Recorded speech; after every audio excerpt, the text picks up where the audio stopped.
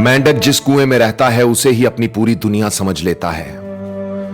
वो ये जानना ही नहीं चाहता कि उस कुएं से बाहर भी एक बहुत बड़ी और खूबसूरत दुनिया है। वो कुएं की मोहब्बत के राग गाता गाता एक दिन उसी कुएं में डूबकर मर जाता है और यूं उसकी जिंदगी अंधेरे में शुरू होकर अंधेरे में ही खत्म हो जाती है। इस दुनिया में भी बहुत से लोग उसी मेंढक की तरह सोचते हैं। वो जहां पैदा होते हैं सारी जिंदगी वहीं पड़े रहते हैं। उनके पास कामयाबी हासिल करने के बहुत से मौके होते हैं, मगर वो अपने पांव की मट्टी नहीं छोड़ते, अपने पैर की जंजीर नहीं तोड़ते, अपना रुख आसमान की तरफ नहीं मोड़ते और नाकाम ही रहते हैं। चलिए इसी बात को एक मुख्तसर कहानी की मदद से समझने की कोशिश करते हैं। पुरानी बात है, एक बादशाह को किसी से 2 बाज तोहफे में मिले। वो परिंदों का बहुत शौकीन था और उसके पास हर तरह के परिंदे थे, मगर इससे पहले उसने इतने खूबसूरत परिंदे कभी नहीं देखे थे। बादशाह बहुत खुश हुआ और उसने तरबियत के लिए दोनों परिंदे अपने मुलाजिम के हवाले कर दिए। कुछ अरसा गुजरने के बाद एक दिन वो मुलाजिम बादशाह की खिदमत में हाजिर हुआ और बोला, बादशाह सलामत, आपने जो 2 परिंदे तरबियत के लिए मेरे हवाले किए थे उनमें से एक परिंदा तो बहुत ऊंची उड़ान उड़ने लगा है, मगर दूसरा जिस दिन से आया है अपनी शाख से नहीं उड़ रहा। बादशाह ने यह सुना तो उसने अपनी रियासत के तमाम मुआलजों और जादूगरों को तलब कर लिया, लेकिन 1000 कोशिश कर लेने के बावजूद कोई भी उस बाज को ना उड़ा सका। वो जिस शाख पर बैठा था उसी से चिमट कर बैठा रहा। बादशाह ने अपने तमाम मशीरों को बुलवाकर उनके सामने यह मसला रखा, मगर कोई भी इसे हल करने में नाकाम रहा।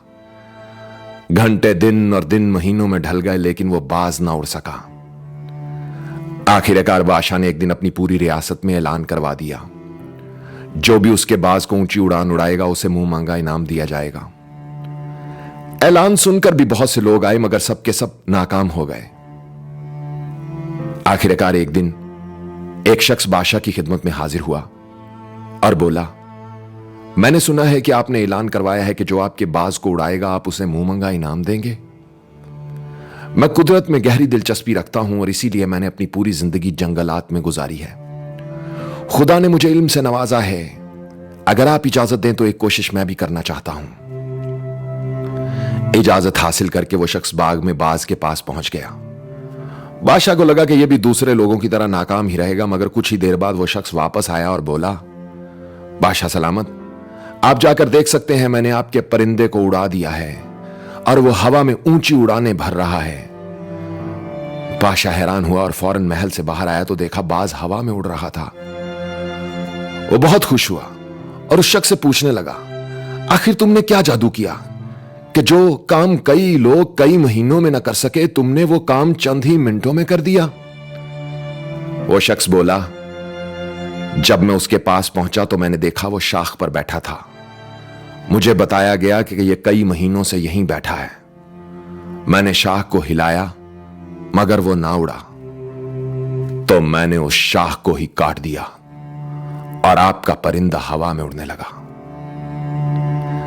आवाज और तस्वीर की दुनिया के दोस्तों, इस कहानी से हमें एक बहुत बड़ा सबक सीखने को मिलता है। अगर तुम अपनी सहूलतों और आसाइशों से बाहर नहीं निकलोगे तो तूफानों का मुकाबला कैसे करोगे? अगर तुम अपनी जगह से नहीं हिलोगे तो उससे बेहतर जगह पर कैसे पहुंच सकोगे? अगर तुम जमीन से चिपके रहोगे तो आसमान की बुलंदी पर कैसे पहुंचोगे? अगर तुम कुछ छिन जाने के खौफ में मुब्तला रहोगे तो कुछ हासिल करने की तमन्ना कैसे करोगे? अगर तुम कुछ खोने से डरते रहोगे तो कुछ पाने की कोशिश कैसे करोगे? जो लोग अपने पैरों में पड़ी जंजीरों से मोहब्बत करते हैं वो गुलाम बन जाते हैं। जो लोग रोशनी से खौफ खाते हैं तारीकियां और अंधेरे उनका मुकाम बन जाते हैं। जो आराम और आसाइशों से मोहब्बत करने लगते हैं वो आजमाइशों का मुकाबला करने के काबिल नहीं रहते। और जो परिंदे अपने घोंसलों में पड़े रहते हैं पर रखने के बावजूद हवा में उड़ने के काबिल नहीं रहते। दोस्तों, इस कहानी से अगर आपको कुछ अच्छा सीखने को मिला है तो इस वीडियो को अपनी टाइमलाइन, पेजेस और ग्रुप्स में शेयर करें। अगर आप मुझसे कोई बात शेयर करना चाहते हैं तो मुझे इंस्टाग्राम पर फॉलो करके मैसेज करें। मेरी इंस्टाग्राम आईडी है उज़ैर रशीद 103 UZAIRRASHID103। दोस्तों, अब तक के लिए इतना ही। तब तक के लिए उज़ैर रशीद को इजाजत दीजिए। अपना ख्याल तो सब रखते हैं, आप उनका भी ख्याल रखा करें जिनका कोई ख्याल नहीं रखता। अल्लाह हो आप सबका हामी और नासिर। अल्लाह आप सबको अपनी पनाह में रखे।